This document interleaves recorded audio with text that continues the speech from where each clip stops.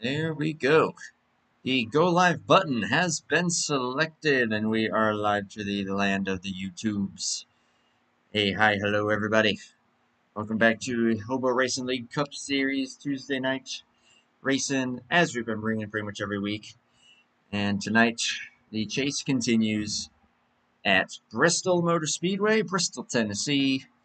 A race that could prove to make or break probably the point standings here. Because this race often proves to be a little bit more on the chaotic side. So we'll see if that ends up being the case here for this 150 lap event. And once again, alongside me, a man everyone is well familiar with, Zach Rogers, back up here once again. Yes, indeed, Andrew. And after running 2 races on this track last week, I'm ready for the different perspective of being way up here in the booth and seeing what kind of racing we'll have in store for us tonight.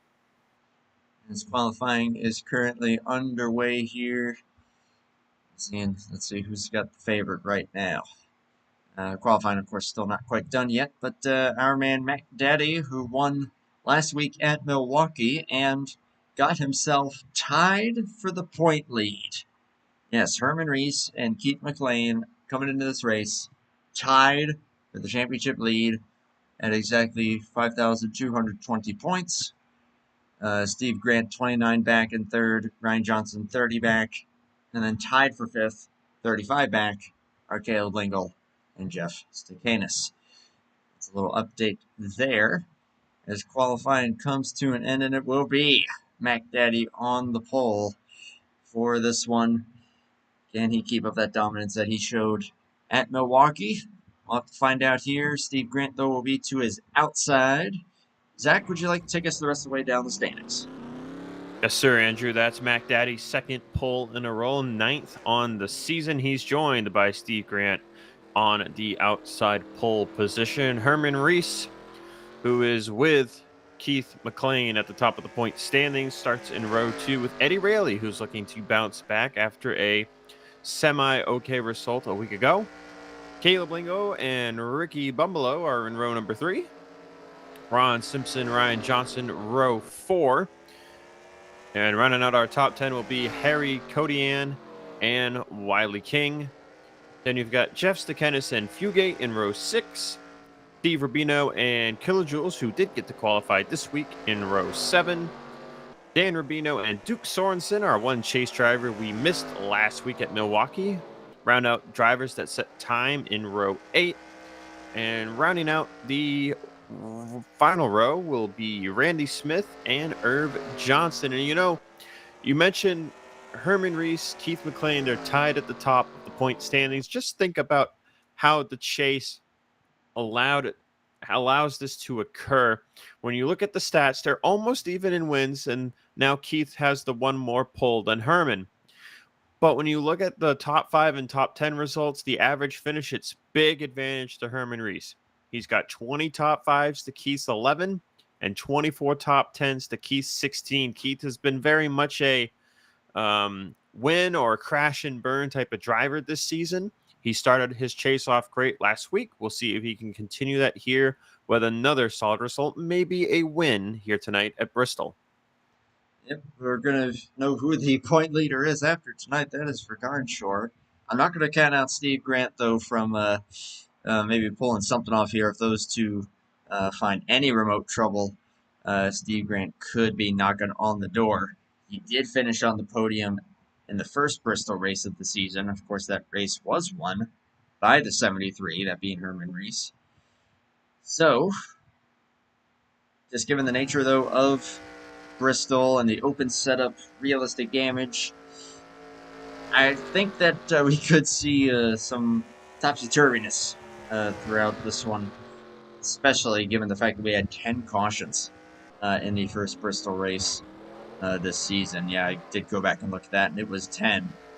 Hopefully we'll be a bit under that, but regardless, though, I know that this is going to be a show. We're going to be seeing guys slipping and sliding, guys trying to hold on for dear life at points. But I think this could be a pretty competitive one, too.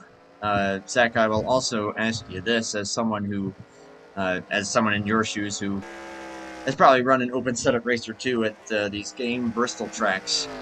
How the heck are you supposed to go about this on a track that's very slippery, yet at the same time you've got to maintain your short and long run speed? Well, ultimately, Andrew, this track, fuel mileage wise, you're better off just lifting and not using any brakes. So that requires you to lift a little earlier for the corner. You kind of want to keep a little bit of throttle into the car to keep a little bit of the rear downforce in it versus just sailing off in the corner. The rear end might come around on you if you don't have a little bit of power in it. The difference between using brake here and not using brake at all is about 6 to 8 laps for your fuel mileage.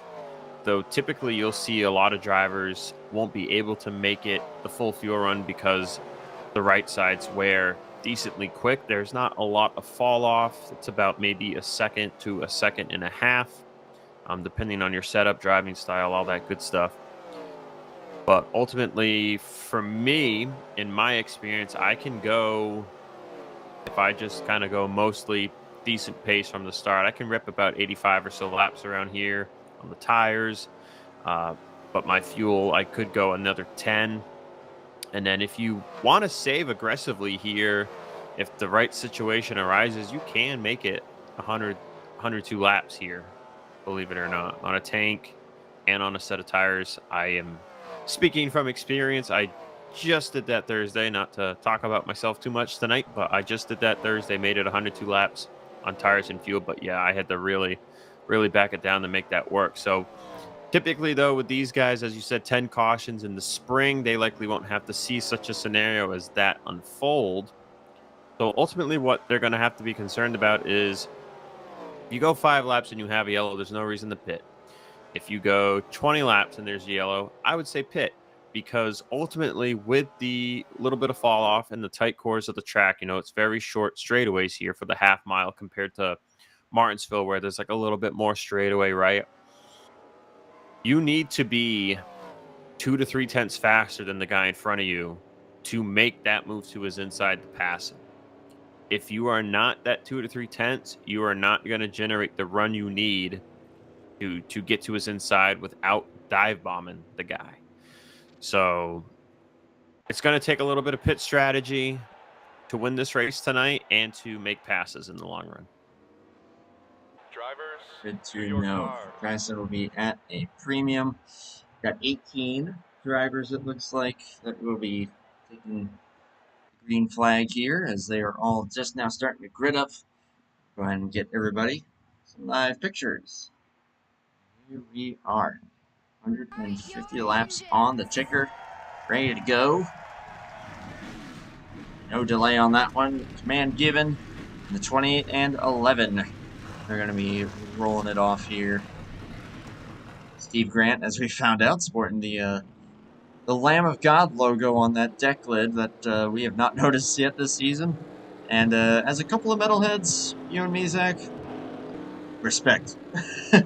Yeah, it's funny, real quick. I went to a concert this past weekend myself, and one of the people I talked to, since I was there by myself and I wanted to talk to some people, to liven it up a little bit. The first guy I talked to, he was wearing a Lamb of God shirt. So you see guys with all kinds of different stuff on, even, merch that is not the band they're going to see.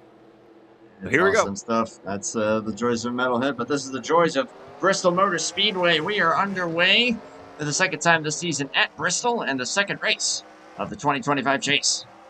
First 3 rows really quickly. All got single file for turn 1. Good play. Everyone's just going to try to feel it out here. McDaddy will lead the first lap. And we're going to see how many green flag laps we can try to click off here. I will send a shout out to the excellent qualifying effort of Eddie Rayleigh here, and not many indeed. Oh, it's Harry. Already with severe rear end damage. Wow. Yeah, that thing is pretty mashed up already. Oh, and this was contact. It looks like. It looks like he didn't know Wiley was going to be there. Yeah, he kind of squeezed him down there a little bit. And yeah, hit the wall at the back end there pretty hard and realistic damage. Ooh, that thing is going to be as loose as can be now, and Well, heck, we'll the race see. just getting started. They might be able to beat that out. That was a decent hit, but it was pretty square and it bounced straight off pretty quickly. So we'll have to see if they beat that out or if the game is straight up going to say to remove it. Definitely don't want to be looser than you already have the car, so might have to add some wedge to it to mitigate that. We'll have to see here.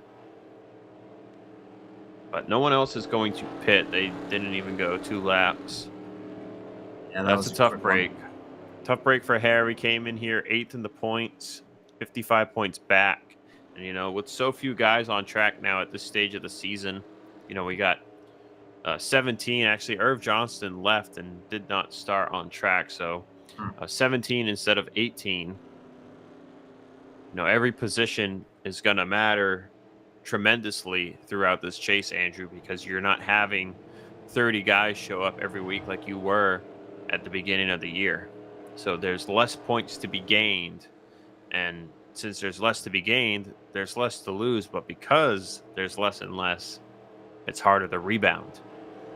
Yeah, everything kind of gets a little more scrunched up there. So, yeah, that's tough there for Harry. We've been talking about some of the big runs that he's been on lately. Unfortunately, it looks like tonight. Who knows? Maybe that thing could still have some speed in it, but already Yeah, have a bit of a mountain to climb here. I don't think I don't think that gave him any performance damage, but it definitely made his car a lot looser. Yeah, the handling's going to be the issue there. Of course, next week being New Hampshire. That guys are looking at the schedule going, all right, where do I circle and where do I just try to survive? I feel like New Hampshire's going to be a survival for a lot of guys, except for probably Keith and honestly Herman. Probably they've got those flat tracks down pretty well, as we saw at Don't forget Milwaukee. KJ too. KJ has New Hampshire down really well as well. He's usually like that 1/2 step behind Keith in the 28, but they are both really good at New Hampshire. Ooh, yeah, that's a good point to be made there. And KJ, if things do go his way, he can definitely climb up the point standings. I want to say he's around 9th, Yep, somewhere in that he is ballpark. in So 9th, 68 back. He was having a pretty good go at it until he spun late last week, and that cost him a few spots on the finishing result. the top 5 was where he got up to, and yeah, he's going to be hoping for some good stuff here. And but that's kind of the luxury of these potentially chaotic races. It's a bit of an equalizer, and anybody could end up anywhere. McDaddy, though, is hoping that does not happen, and he will lead the field back to the green flag here, lap 8 of 150. Everybody fairly spaced out here as we get it back going. Whoa, Eddie! Ooh. Yeah, Eddie up into the wall there. That was bizarre. His engine went silent there for a brief time. He is still falling back. Something's wrong. Something's very wrong.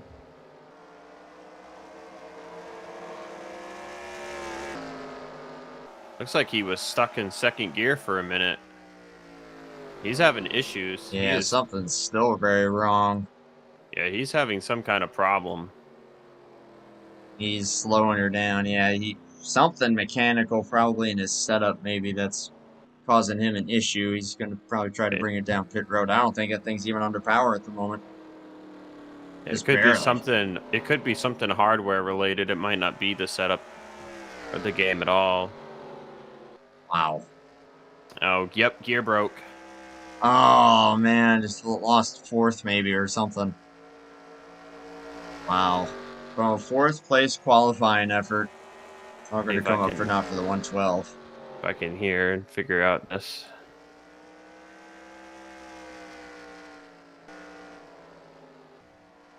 Wow. Oh boy. So, yep, he lost 4th gear. Unbelievable. And it sounds like maybe, I can't tell if he has 3rd gear the same as 4th and that broke too, or if 3rd is in fact a shorter gear. Man, well, whatever the case is, after the qualifying effort that he had, he was looking solid for at least a few green flag laps that we saw him run. Okay. So his third gear was different from his fourth gear, but it wasn't like all the way, you know? Mm-hmm.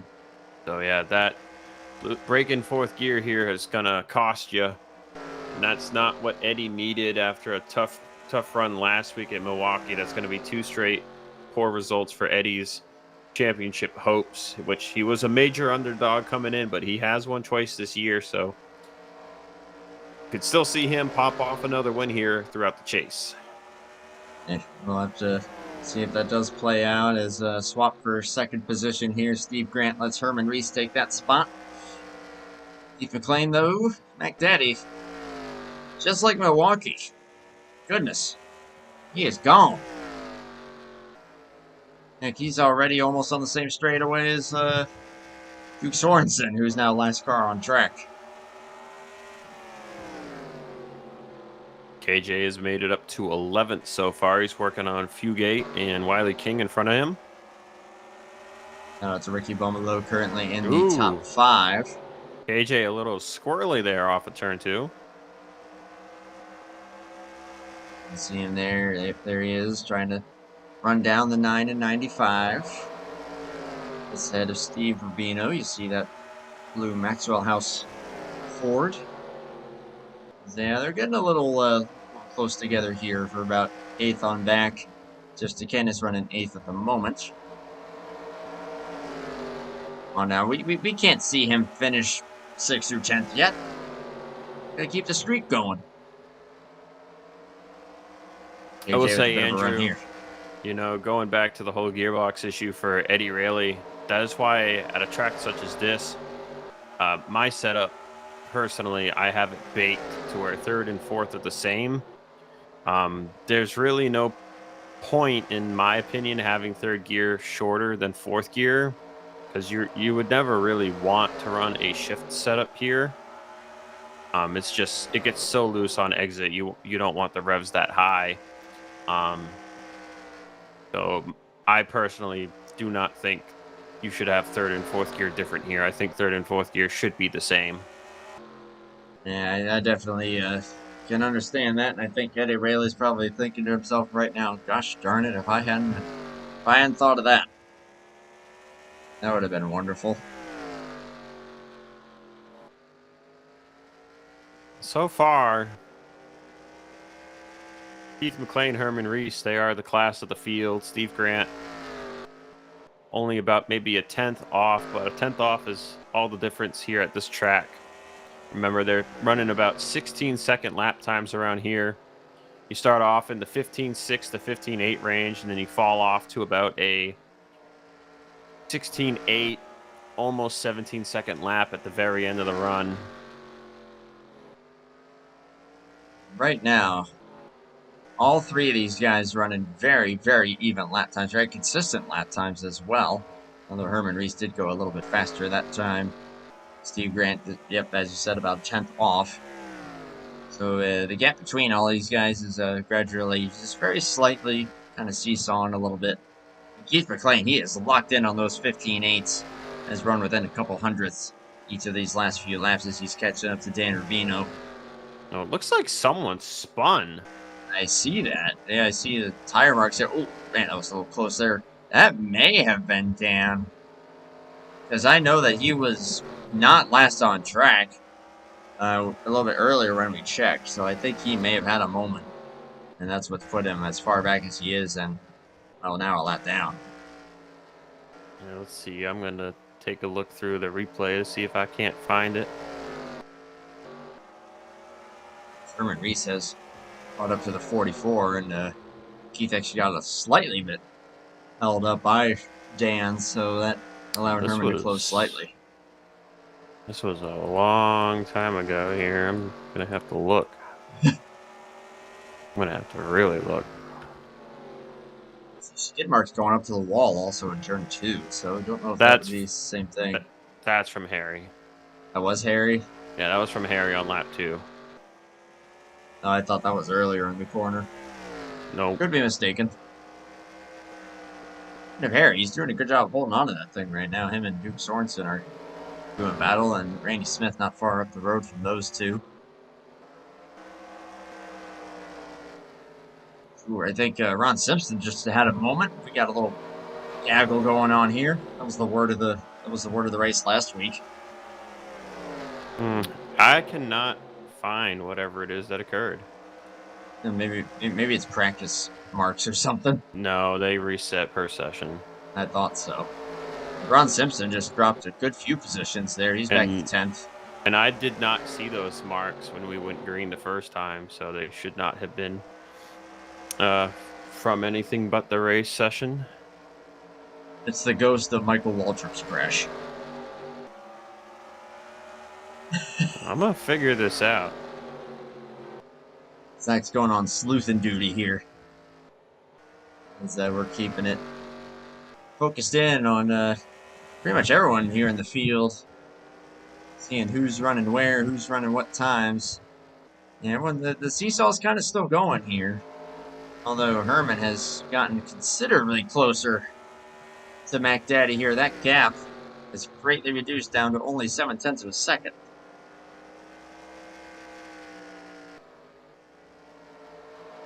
Oh, I got nothing. I don't see nothing. That is weird.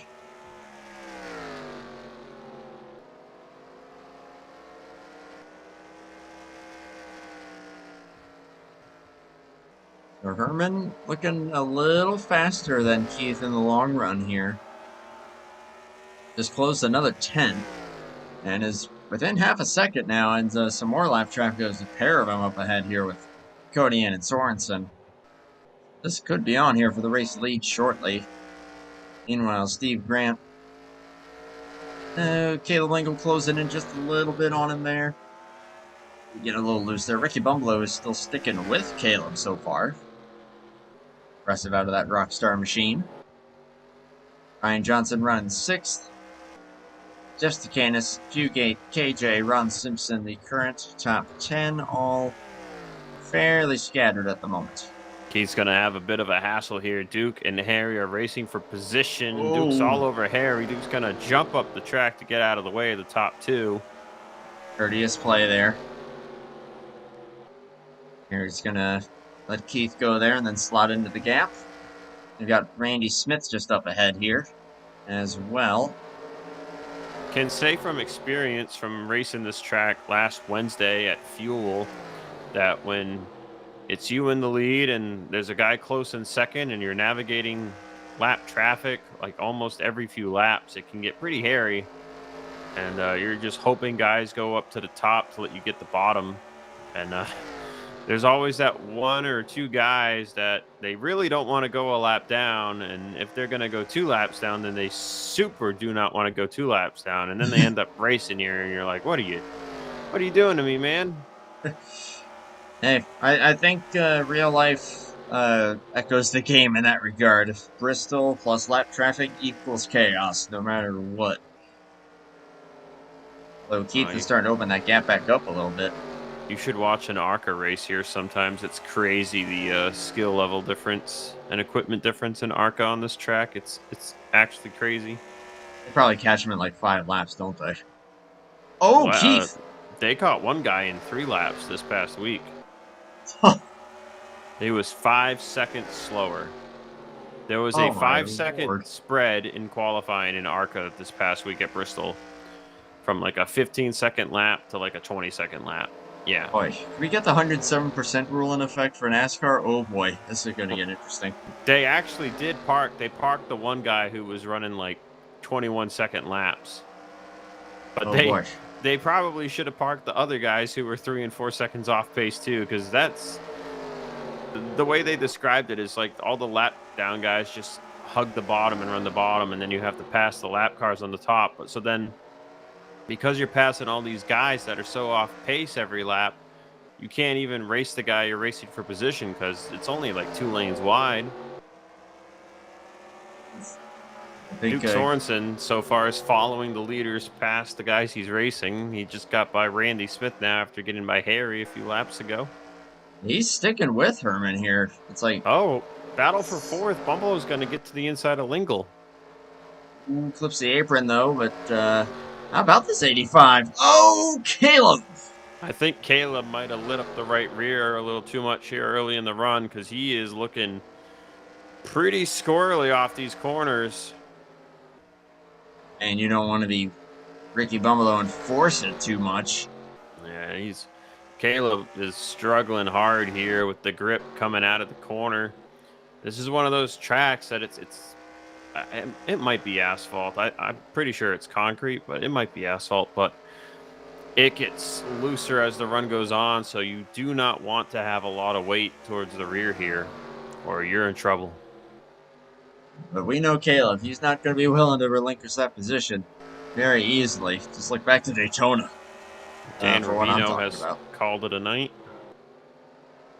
2 drivers out of the race will be Rayleigh and Dan Rubino. That's a bummer there for the 44, but if we're going 2 laps down, I guess figured, you know what, not really worth it. But Zach, we are clicking off this race in a hurry. Knock on wood, of course. No, you know what they say, sometimes having less drivers on the track makes for a cleaner race. Can work out that way. I mean, we've only had 17, as you said, which as much as you love seeing the high, yeah, and as much as you love seeing high car counts, you're absolutely right though that things really open up as far as less opportunity for chaos to ensue when there's less cars on the track. Which, again, 17 drivers in the chase at this point. We are this far into the season, and guys that are not in the chase deciding to let these guys fight it out for the championship. Totally respectable, and still some very respectable numbers. And we appreciate what HOBO is still able to put on. Also, shout out to both Herman and Keith here.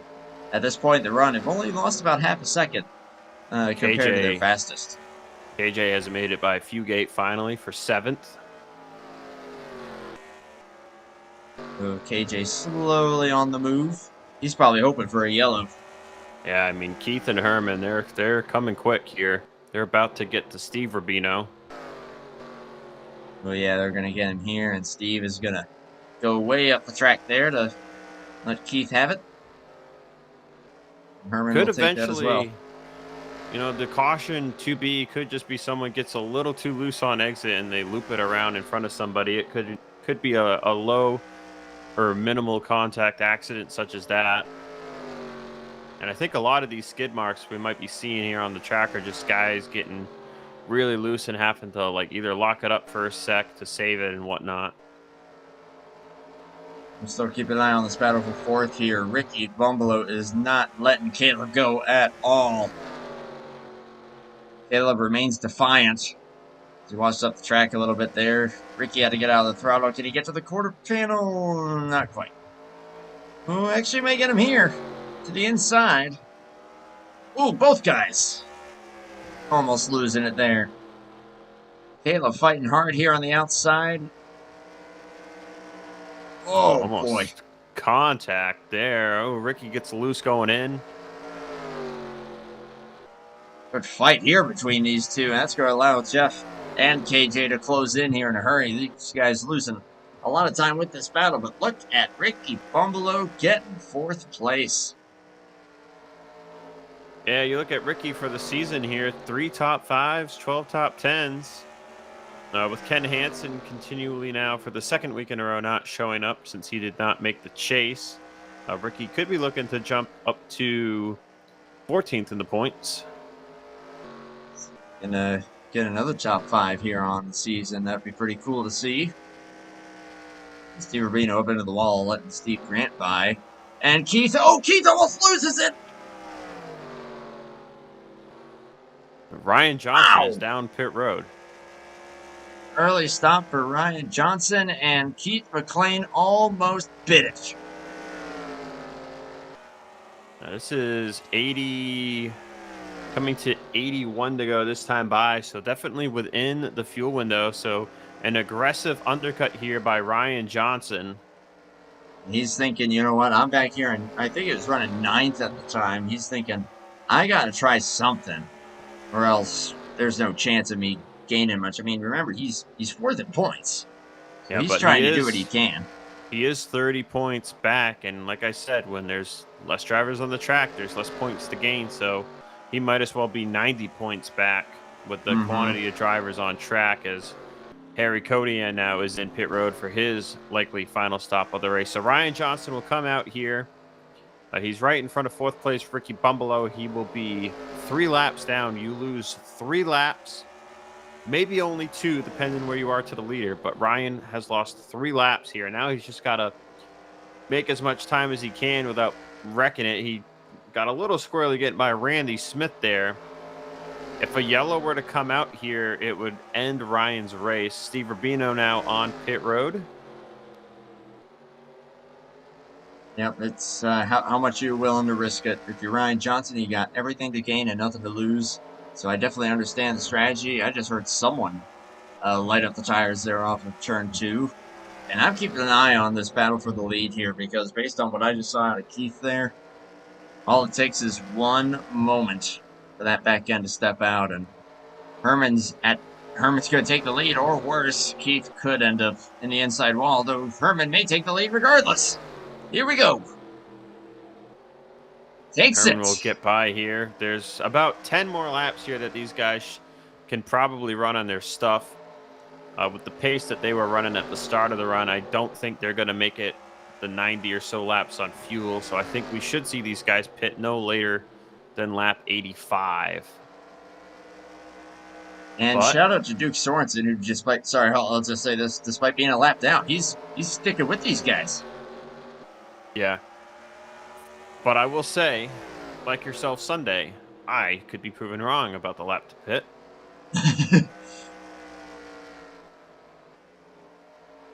Everybody's running different stuff, and KJ's Bristol actually been closing in. Sorry to cut you off, Andrew, but KJ was 11 seconds behind Keith about 10 or so laps ago. Now he's down to 10. Oh, no! Ricky Bumbalo, hold on to it. That's the yellow. Well, Keith just went to pit, and he has to abort here. Whoa! Fugate was already on pit road, I think. Actually, let's see. Where's that flag? Did Fugate make it on the pit road? Okay, Fugate barely made it on the pit road. And then the yellow came out. Well, that'll at least help him out a little bit, but yeah, we're gonna have some scoring to sort out here. But oh man. Yeah, just the suspension loading off, coming off of turn 2, and he tried to save it, and it just wasn't quite enough. And that ruined Ryan Johnson, ruined Harry Kodian, ruined Steve Rubino. They are multiple laps down. And for Ricky Bumbalo, another good run that is going to be considerably in jeopardy after that. I don't know why Duke Sorensen went down pit road first time by. He is a lap down. I know he is the lucky dog here, I believe, but I think he still should have gone second time down. Yeah, I think you're right. So maybe just a foible. Yeah, sure I've done that. Whoa! That was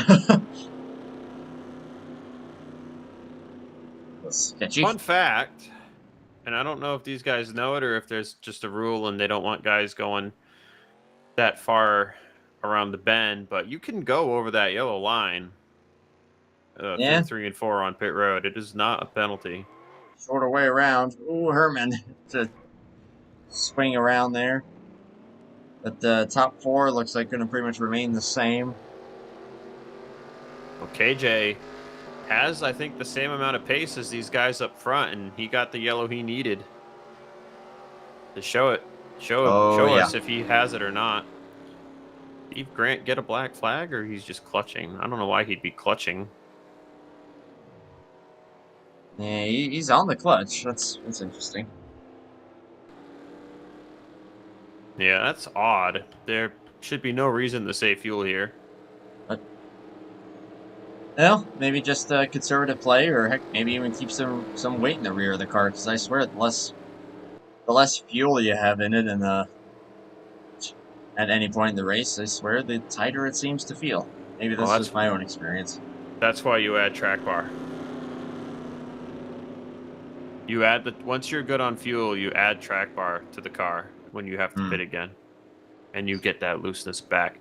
But I will say here, it makes the car behave kind of wonky in the middle of the corner when you add track bar, even when you take fuel out of the car. So you have to be careful with it here.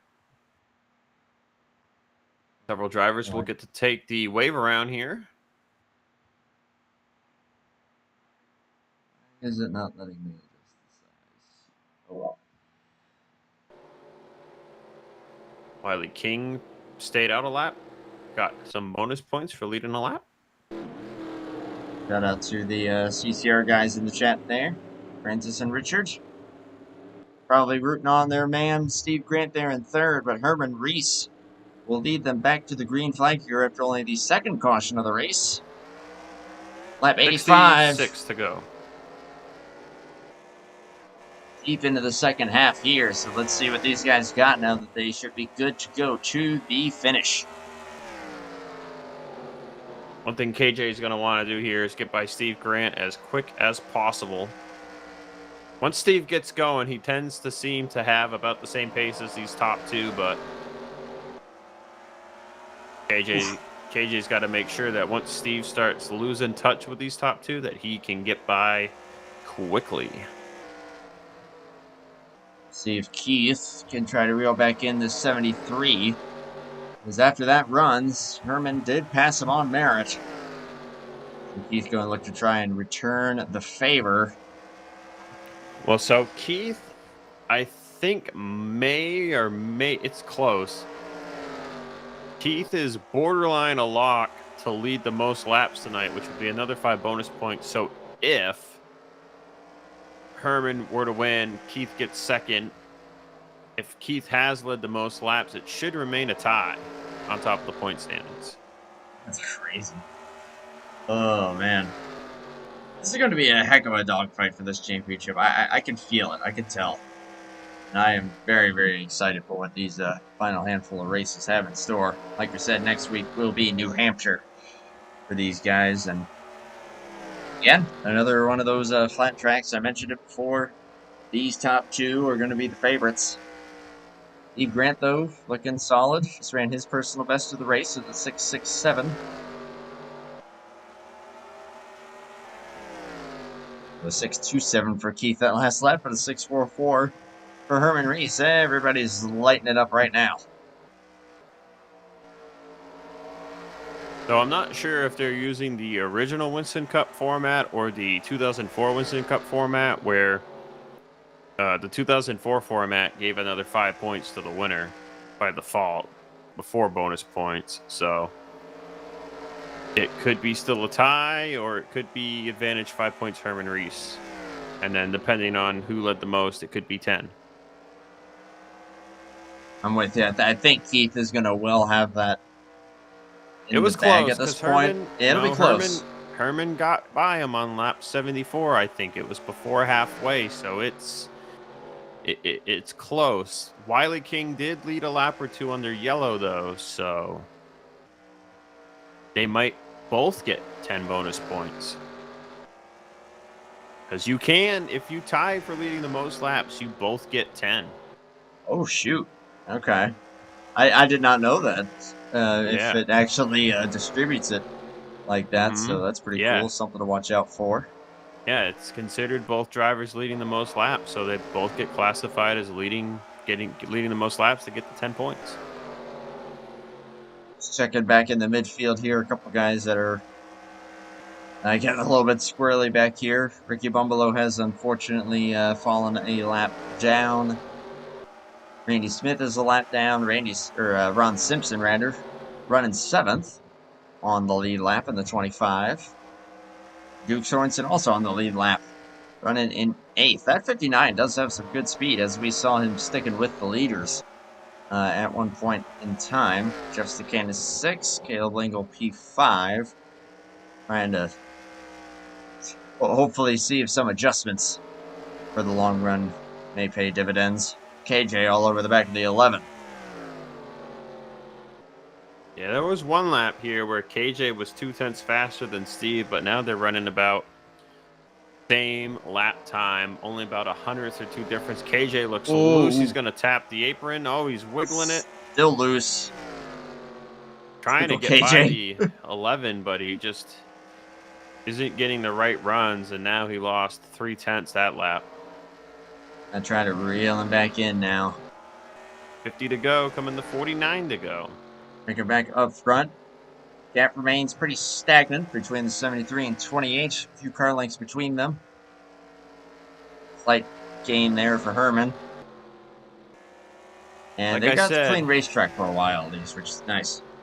These guys are so even that it would take a mistake from Herman for Keith to get back by. That time by Herman, 2/10 faster. Herman looking to sweep Bristol this season, just as he did Daytona. Be his 7th win of the year if he gets it done.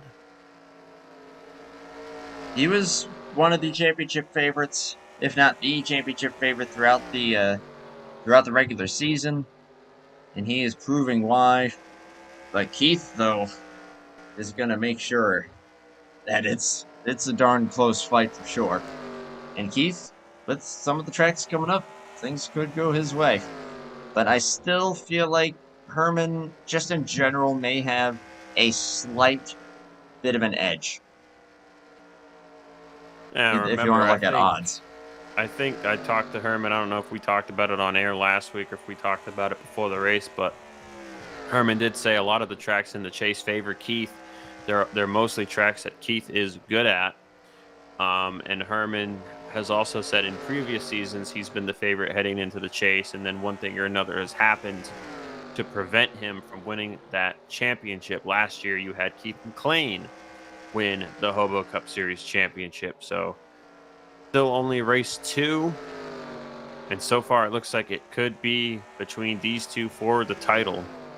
But I believe they do go to Talladega, and you could see a lot of guys show up to Talladega to have a chance to win. So if one of these two guys gets in a wreck and they have a bad day at Talladega, they could be finishing 20th, 25th, depending on how many guys show up. We got now 41 laps to go. And a little bit of a seesaw going on there. Keith closed slightly, and then Herman pulled away slightly. As my lap count is horrifically cut off because of the fact that it's 2 3-digit numbers now. That's fun. Should have thought of that beforehand, I guess. I tried to fix it, and yet for some reason I couldn't select it under caution. So I was like, all right, we're at 1 to go, so we just got to put up with it now. Crazy. Yeah, it's 39 to go. And I have not looked at my phone, but if I were to hedge a bet, I think this race should get done before Maverick. I'm going to say so. This is on track to be the shortest race of the season. I think the last race, and I wasn't here to commentate with you, but I remember I took, I think, the first Richmond race off, and I think that race ended up going pretty quick. That was a pretty short one. I think the North Wilkesboro race also went fairly short. There were a few cautions in that one, but not too many. We've had just 2 tonight. We're 115 laps in, and the race session, at least according to my timer, has only been 36 minutes. Yep, 36 minutes. Although Ryan Johnson about to go a lap down here, this is not going to be a productive night for the 78. Another lap down. Remember, he's going back down to 3. He got the wave around, and he was hoping for maybe another quick yellow so he could maybe do it again. Also in danger in a couple of laps will probably be Wiley King. Steve Rubino also up to go another down.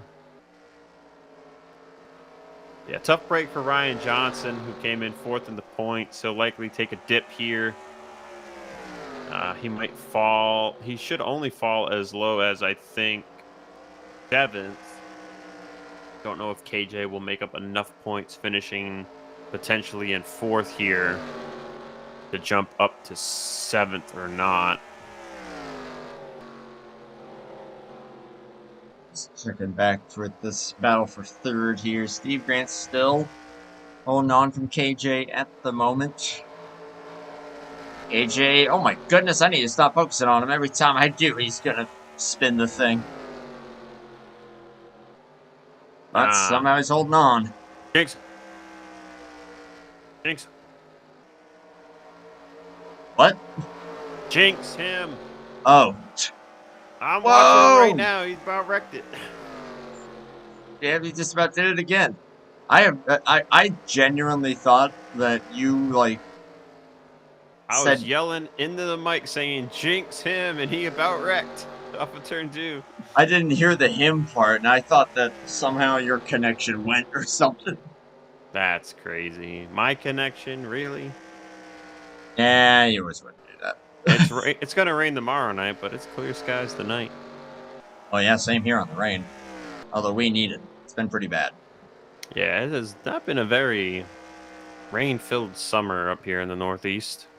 No. Geographically, you and I are fairly close, so I'm sure our weather patterns are fairly similar. Yeah. Herman Reese is gone. Hey, he's stretched out this gap over a second now. Now he's hoping for no yellow. He puts Steve Rubino another lap down. See, with a lot of side damage there. Keith McLean still second, but lost another 10th there. He's got pretty much the whole field is going to be hoping for a yellow flag at this point. And actually, it looks like Steve and KJ are slowly inching closer to Keith. Yeah, it seems like perhaps Keith had a really good car at the front of the field in clean air, but it was a little too good. It was starting to get loose on him. Herman's car has shown to be both great in the dirty air and in the clean air. Oh, goodness. And KJ almost binned it again. Keith has struggled here in the dirty air, so. Only 23 laps to go now for Herman Reese. Yeah, this race is all but won for the 73. Oh, Steve Grant with a moment. Still holding on to a decent gap over that 029. Steve Grant looking to, not get into the 07, but also looking to go 2 for 2 on the podium finishes at Bristol.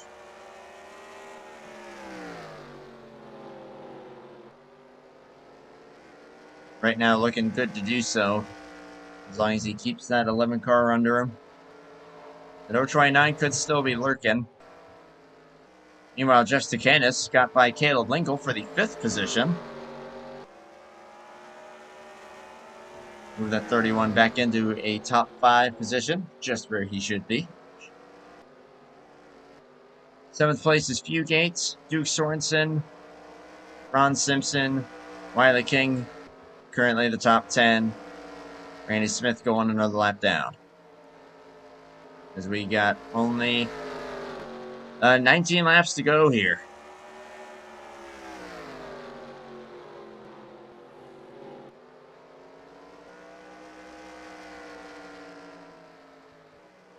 If we were to get a yellow at this point, I think everyone would come down, put 4 tires on it. Maybe add a little tape or maybe just raise the track bar a couple clicks. But it would still be very track position dependent. And unless you got a terrible restart as the leader, I don't think you would see a move for the lead. Yeah, it would take something pretty crazy at that point, and maybe some strategy shenanigans, maybe with like 2 tires or something. As Randy Smith just about had a moment. Oh, that just cost. KJ. My! Will that bring it out? Yep, it's out. Oh, brother. That's what she said, by the way.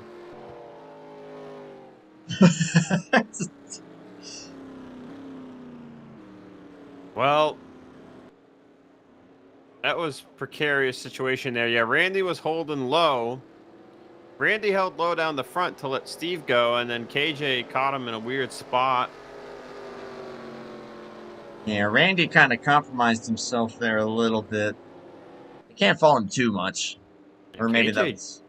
KJ just had the rear end come out from under him, trying to figure out which way Randy was going. Which it looked like Randy made it clear that he was going to just stay on the bottom, and he was going a little slower to try to let KJ go. But that is not what KJ wanted at all. There are only 10 on the lead lap here, but it is going to be tough for KJ to get at really any of those spots back. Wow, no one's pitting. Caleb Lingle, the only one in. Sorensen. They must figure that they might get another quick yellow, and they're not going to have any time to get their spots back. But it is going to be wheel spin city on this restart, because they've gone 50 laps on these tires. Yeah, this could get ugly as hey, I fixed the lap count. The KJ, Duke, Sorensen, Wiley, King, Caleb Lingle all down. Wiley, I think, actually took 2. Caleb put 4 on it. As pit strategy unfolds here. Personally, I would have come down and pit, because I mean, if you're not Herman or Keith, heck, even Keith, I feel like from where I'm sitting, Herman has been the class of the field. Everyone from second on back should have gone down pit road and put 4 tires on it, because then you are automatically going to be 4 to 5 tenths faster on the restart. You're going to have grip on the restart, and you'll just fly by them. I think the call here should have been to pit from second on back. Yeah, doing something different to the leader, I do definitely agree with that, but I guess they figure, you know what, we've got the track position. Track position is going to be king, and that's what they've opted to play for. Yeah, I mean, if 3 more of these guys had pit with those that pit, it would be clear advantage guys that pit. But because Wiley King here took 2, and Caleb is the first on 4, with a 10 to go restart here, it's going to be tough to get by some of these guys, because you got Ron here, who's going to restart in 6th, and he's been hovering just at the bottom of the top 10 tonight. Same with Fugate. Jeff Stekenis has had good pace, and then the top 3 have been the top 3 all night. Keith is going to have to get the restart of his life here, as we are coming to 10 laps to go and the restart. Watch the wheel spin. There we go, as they're going to mat the throttle. There was a little bit of that wheel spin. They left each other a lot of room. Caleb's going to waste no time to the outside of King. And Simpson gets a little squirrely, so does Fugate. Caleb's still going to go to the top, trying to do it the hard way. Ooh, cross him over, had to get out of the throttle. Boy, we may see another yellow. He'll get to the inside of Ron here. Ooh, KJ doing the same. Now he'll get to the inside of Fugate. Oh, there's my. a yellow out. We've got another yellow. It's Wiley King. Wiley King's car is destroyed. And we get to... hard lick to the inside wall for Wiley. As we take 8 to go. My. He was trying to just keep it off the outside wall coming off of 4, and it just caught loose on him and drilled the inside wall. And KJ has retired. Did he get into him? Why did KJ retire? He wrecked coming to the yellow. Oh, you're serious? Well, let's see what happened to Wiley. Oh, Fugate got KJ checked up, and then KJ looped it into the inside wall, hit it front and rear end, and KJ decided he had enough. Oh, what a wallop that was for Wiley. We had to look at that. Let's get up to KJ here, and oh, pretty much yeah, same thing. And wallop on the inside, and KJ said enough of that. So it's going to be maybe a 2 or 3 lap shootout. If there's a caution, the race will obviously be over. Caleb really needed that to go green. I think if that had gone green, that Caleb Lingle would have won this race. Like, yeah, the speed out of that thing was insane. He still has a small chance here, but I think he is more likely going to end up 3rd or 2nd, depending how many green flag laps he gets. Still got some guys laps down. They took the yellow at 143, and now they're on 145. The lights are probably going to go out coming to 147, so it'll be a 3-lap shootout. But again, if the yellow comes right back out, it'll be racing back to the finish. So I think Caleb's best hope here is that he can get all 3 laps. He can get maybe 1 car a lap, and he can come home in 2nd place. That'd be big for his championship aspirations, as it is 5 to go. I also got to think that Keith is probably going to have it in his mind that maybe I should be a little bit closer to the 73 for this restart. Yeah, they were really spread out there. I felt like they were doing themselves a disservice there, because if the guy if Herman did spin him a little bit more than Keith did, Keith could have jumped right to the inside there going in the 1. Unless maybe it's just a kind of a rule of thumb at this track of, hey, we know how chaotic this track tends to be, although this is only the 3rd yellow. Yep, it's going to be a 3-lap shootout.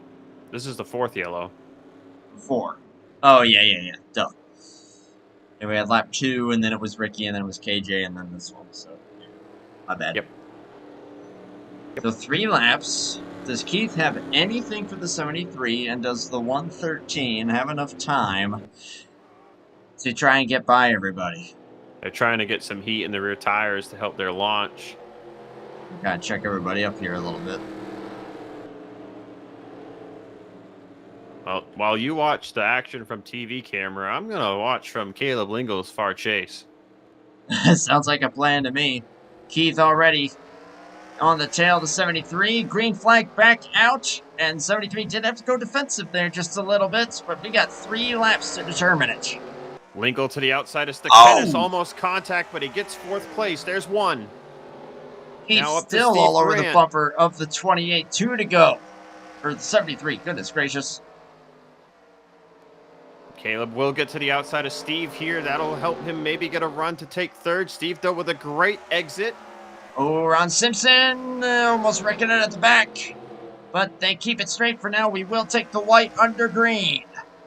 As Herman Reese looks for his 7th win of the year, Lingle will get 3rd from Steve Grant, but that's probably all he's going to have time for. Big send there. Keith's got one last chance. It's not going to be enough. And Herman Reese will sweep Bristol as well. Yeah, I think ultimately if that yellow didn't come out for Wiley King or for KJ catching Fugate in that spot, that could have also been the yellow if Wiley hadn't spun. If that had gone green for 10 laps, I think Caleb Lingle had him. I think you're right. I absolutely think that you're right. But just what the speed that he had. What ifs do not matter. Herman Reese is the winner. And once again, we definitely got done before Maverick. I don't even think I need to look at my phone, but I'll confirm here in a moment. I'm willing to bet that you said it was 200 laps. They're probably on lap 120. That's going to be my bet. Around 120-ish. As Herman gets into the wall on the burn down. He don't care, though. He's got the point lead back.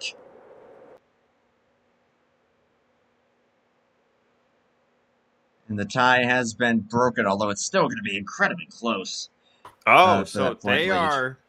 Maverick is almost done. They are at 8 to go. Oh, nice. So Okay. they have also had a decent race. Let's see. So our average speed was 96 miles an hour final. They are right now clocking average speed at 93.8 for the race. Jack Merkel in the lead over there. Not bad, not bad. Especially for the fact they're running Oh, 50 more laps. there are only 4 cars on the lead lap over there right now. Oh my gosh. Actually makes me curious if they might have had a long green flag run. Yeah, if that few cars on the lead lap, Jack must be wiping the floor with them. As for tonight, though, User joined your Herman channel. Reese User left your channel. with the whoops.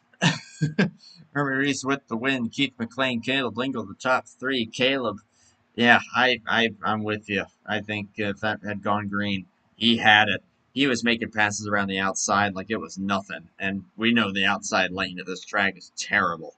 So the fact that he was doing what he was doing, very, very impressive. Steve Grant, though, still got a lot to be proud of with a fourth. And Jeff Stukanis with the top five. The meme continues. I love it. Shout out to Fugate in sixth. Duke Sorensen. Ricky Bumbleau recovers to eighth. Ron Simpson. Randy Smith finishes with the top 10 despite being 2 laps down. Ryan the King. Ryan Johnson. That's a rough one there for the 78. Steve Rubino. Harry Kodian. Also a rough race. KJ out along with Dan Rubino and Eddie Rayleigh. Those are the full finishing results for the night. But yeah, a quick one. 4 cautions for a full 150 lap event. Oh, yes, it happened. Uh-oh. Wiley King led 2 laps under yellow. So Herman and Keith will both get 10 bonus points for leading 74 laps. Oh, They man. split it evenly. Keith led the first 74 laps, got passed by Herman. Then that yellow came out for Bumbleau. Wiley stayed out, led 2 laps. Lead went back to Herman, and Herman did not look back. That was that. That's insane. This is going to be a great fight here if this continues, although Herman, with, of course, the advantage tonight, he will retake the point lead. But Keith is going to be right on his tail. Once again, that is awesome. And Caleb with third, even though he's, of course, going to lose points to those two. Still an awesome run for the guy that was fifth in points, tied for fifth in points coming into this. Speaking of which, let's go and talk to Caleb, shall we? User was moved to your channel. And that is Caleb Lingle. Caleb, do you copy? Yes, I do. Right on, man. And somewhat unexpected third place, but man, that tire call was the call for you. If that caution hadn't come out, me and Zach were both saying, you probably had that race won, to be honest. Yeah, I did not know what to do when that caution came out. And I was running 5th or 6th at the time and saw there was about 10 cars from lead laps. Why not gamble? If it bites me, it's not going to hurt too bad. If it works great, I look like a hero. But yeah, no, the car hooked up and I was going. And yeah, I agree. I think if that caution didn't come out, I would have had a good shot to win the thing. I did notice in the long runs, it seemed like that car was getting wicked loose before. I think it was the Bumbleau caution, and then I think some adjustments seemed like it helped that thing. You verify that? That's at least what it looked like from our end. Yeah, the car was not great on long runs at all. I hadn't got to practice before the night, so it's kind of learning what I needed to do, trying to remember what I needed to do. We played the laps here, so I should know, but just trying to remember. And then that last run, after the first pit stop, I did not make any changes to the car, just kind of changed the way I drove it a little bit, just trying to nurse the right side tires a little bit and just trying to manage it the best I could and control the wheel spin on exit and the looseness on entry. I gotcha. I got just one last question for you here. Being on those fresh tires for that final couple of mini runs there, seeing you making moves around the outside, that tells me just how much of a difference the tires were really making there, because you really can't do that on the outside lane. 90% of the time. Just tell me what it's like, because you had to at least felt like a bit of a hero there, being able to make the moves that you were. Oh yeah, it was a great feeling. I didn't know if it was going to work or not, and I just couldn't run where they were. I said I got to try something different, so I'll go up high, fresh tires. Surely it'll work for a few laps, and yeah, no, it felt great when zooming by folks like that. It puts a smile on your face. I know the feeling, man. Zach, you got any questions for Mr. P3 finisher? Yeah, Caleb, in my opinion, if that had gone green there for the 12 laps, I think you would have won this thing, because I couldn't believe that a lot of those guys, thought the right call was to stay out. I mean, it worked out for them because they ended up getting another quick yellow, but I was expecting more guys to pit. And, you have to make that decision quickly here at Bristol. It's not like, if you're at Atlanta or Michigan where you got maybe 20 to 30 seconds to think about it. Like, obviously you take the yellow and you have the lap, but you still got to think pretty quick. So, yeah, I originally planned to take 2 tires when I came down, and then I looked in the mirror and I didn't see many folks behind me. I said, well, shucks, I might as well take 4. And I think that really helped out a lot as well. Yeah, I was going to say, I guess my question also would be, did you make any other adjustments besides putting 4 on it, or did you just put 4 on it and did you fill it up on gas to make it looser again, or did you try doing anything with a track bar or wedge? Yeah, I raised the track bar just a little bit. I didn't want to get too aggressive with it because I didn't want to hurt my exits much. Yeah. So a little bit. I don't know if that. I probably could have gone a little bit more, but I want to play it safe too. Right on, man. Yeah, great run for you. Even if it wasn't quite the best car all night, still emerging with the P3 finish after a good strategy call. And yeah, I'm with Zach. I was surprised that not as many guys pitted, but hey, it worked out in your favor, at least, that you were able to gain some more spots there. And hey, you feel like a hero there for a couple laps. Very well done. Of course, anytime that we get you up here, you have the floor, my friend. You know exactly what to do. I want to thank my Lord and Savior Jesus Christ, and thank my teammates and folks helping me with setups. Hopefully, I can get back and practice next week and give Keith and Herman a better run for their money. They've been walking away these things past 2 weeks. Thank y'all for broadcasting and folks that have donated to make this happen, and the Rubinos for the HOBO League. And yeah, we'll see y'all next week. Maybe we'll see you then, my man. New Hampshire. Best of luck then at the flat track. Thank you. User was moved Caleb out of Lingle, your another podium finish out of that number 113. Mac Daddy's up next in the house. User was moved to your And channel. there is Mac Daddy. What's up, Mac Daddy in the house? Runner up tonight, my man. Daddy. Yeah, mine, just like I told Zach, my car was tight, and I hit about the lap 50 mark, and it just got where it wouldn't turn. And Herman run me down, and I'm like, there ain't no sense in me trying to hold him up. I thought I had led the most laps already, and I pulled over 1 lap too soon. We ended up tying. Yeah, we were looking at that, and I mean, his point lead over you is still going to be incredibly slim. You guys are heading to New Hampshire, a very similar track to Milwaukee, where you both had some great speed. Feel like you might be able to get that point lead back again, or heck, tie like you did coming in tonight? I think I got a real good shot at New Hampshire. I'm really good at New Hampshire. There's some other guys that are really good there too. If I get the pole and get out front, unless I wreck, that's pretty much it. That's the way I see it. Hey, fair enough there. Zach, what you got?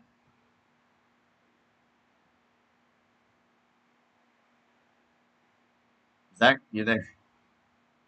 Huh? What? I just asked you got anything for Keith? Yeah, why didn't you pit? You would have won if you had pit there with 12 to go, brother. What made you think staying out there was a better call? Well, you know how the chaos is at the end of the races, and there might have been a couple other guys that didn't pit, and you just put yourself in a bad spot. I said, I think we got a little buffer, and I think we'll be able to hold them off. And maybe one more lap, and Caleb would have got me, and so it worked out. I'll take second place. I mean, Herman had a great car. We practiced all week, and he was faster than I was toward the end of the run. So, hey, I give hats off to him, man. Great job, brother. Right on.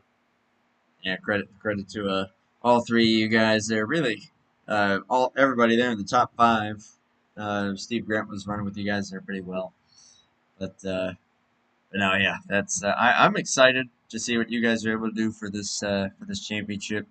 I had another thought in my head that I just completely lost. Darn it! But oh yeah, I was going to mention the staying out strategy. I mean, heck, that's how Steve Grant won both of his Darlington races. So Exactly. that I can definitely see where that call came from there. But yeah, New Hampshire next week, man. Best of luck in going into that one. Before we let you go, though, of course, whatever you want to close out with. Yeah, I just want to, Rubino, thank you. You're the man. 20, 22 years, 23 years, whatever it is. He's kept this thing going. It'll be a little different next year, but it's still going to be the same hobo. Steve Grant, he was just riding there. When we was going to pit, when that first caution or second caution came out when we was at 74, my right front, when I came off of 2 the lap before, said your right front's wearing out. And I'm like, oh, I got to pit. So as I'm getting ready to go on pit road, Herm said he just got the tire message on his right front.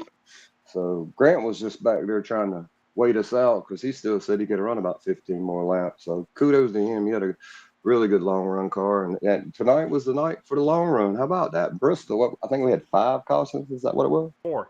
4? And That's got awesome. done before Maverick. Maverick had 15 to go when y'all took the checkers. Well, that's awesome. How about that? That's awesome. But anyway, thank y'all guys. My teammates, Herm, the 2 Jeffs, KJ, he's going through some stuff, but he'll get there. But anyway, thank you, everybody. Yeah, man. Best of luck at New Hampshire. Let's see you guys get a barn burner going for this championship fight. It's gonna be awesome. It's gonna be good. I can't wait. Best of luck, my man. Thank you, bro. Mac User Daddy left your channel. in the house for P2. Still trying to chase down this guy, race winner, User was moved to your channel. sweeping Bristol, and that is Herman Reese. And back to the outright point lead. Herman, do you copy? Yeah, I got you. Hang on a second. I'm trying to get some of my special effects going. Okay.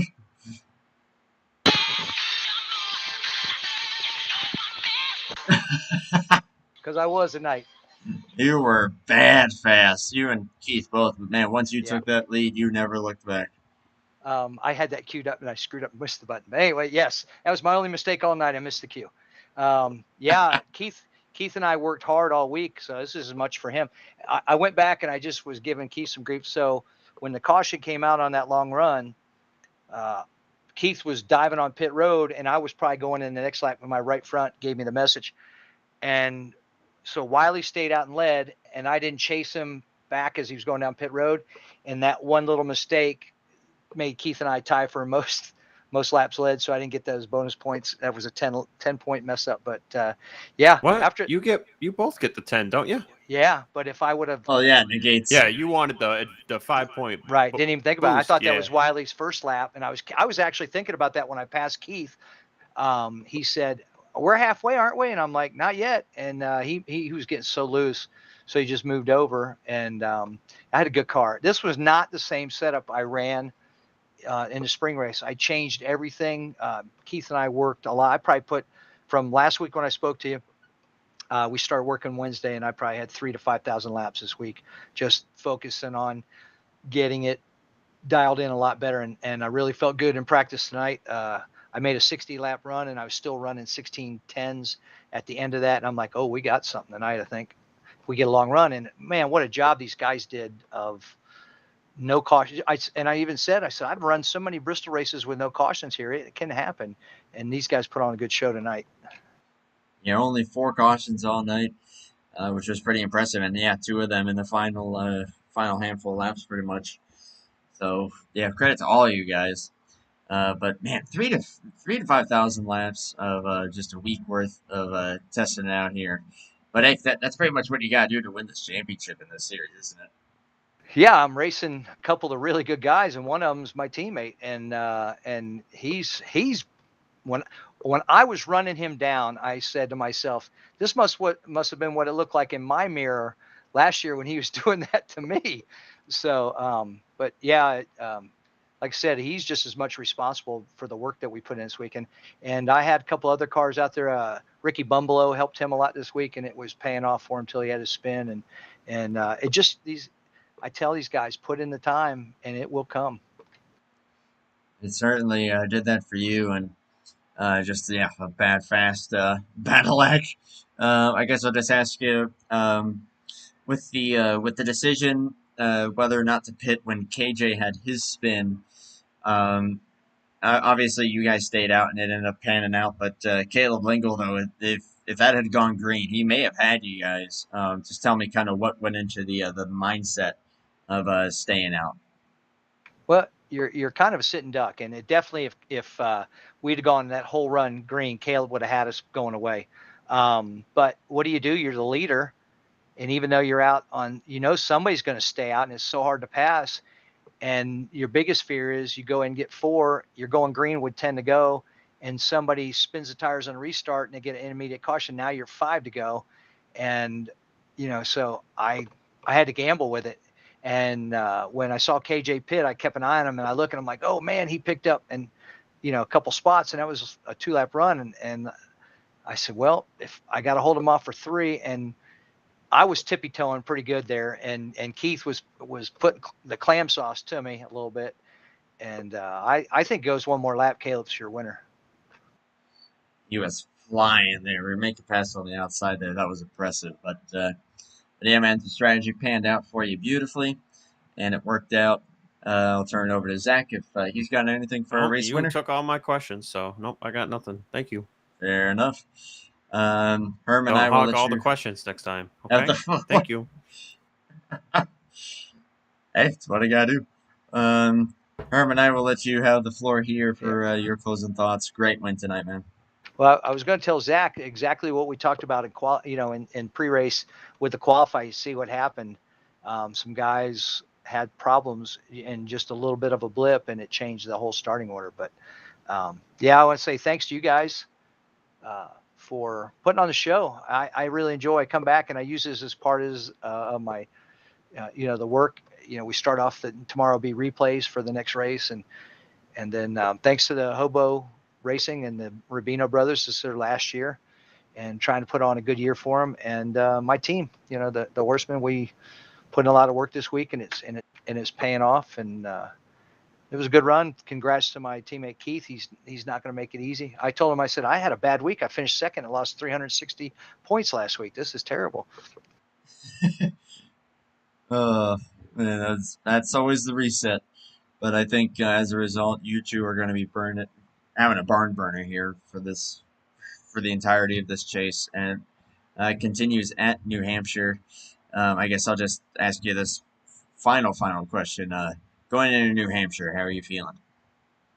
I'm feeling I'm going to see a lot of the back bumper of the 28 and the 113.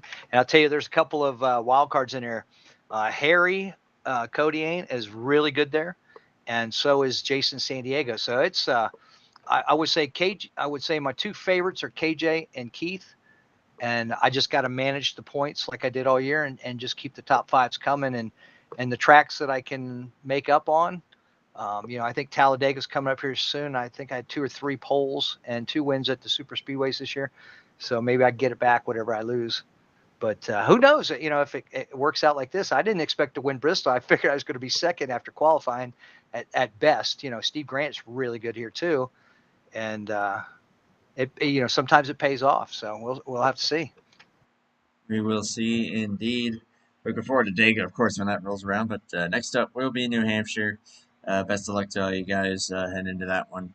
We're looking forward to a good show. Thank you. Thanks again. And Zach, get a hold of me. We'll do that podcast thing. Right on, brother. I just gotta find you on Facebook. 10-4. All right, you guys have a great evening. Thanks again. Same to you, my man. Best of luck next week. User was moved out of your channel. Herman Reese with the win. And now the point lead heading into New Hampshire. Zach, your closing thoughts on a rather clean Bristol race. I'm happy, and I think all the drivers are happy that, you know, they got a pretty good long run in. They just about got a green flag cycle in there, and it would have been really interesting to see where Ryan Johnson would have maybe ended up. I know he was, you know, obviously way behind Keith and Herman, but it would have been interesting to see how all that played out. You know, obviously Keith was going to pit there before Herman, like a lap earlier than Herman, and that would have maybe got him about a second on Herman, and then it would have been curious to see how that would all played out. But nonetheless, had a couple guys pit there at the end that made it interesting, and great race in my opinion. Looking forward to New Hampshire. Hopefully New Hampshire is another good one. Hey, we'll be looking forward to seeing what these guys are able to do at that one. Thank you again to Zach for joining me once again, and of course sticking around for the full chase. Next broadcast will indeed be next Tuesday for New Hampshire. I am out of state for the next several days.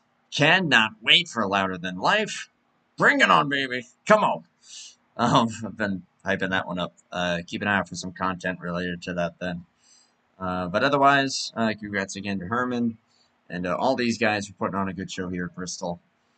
And heck, even the Maverick guys for doing what they did.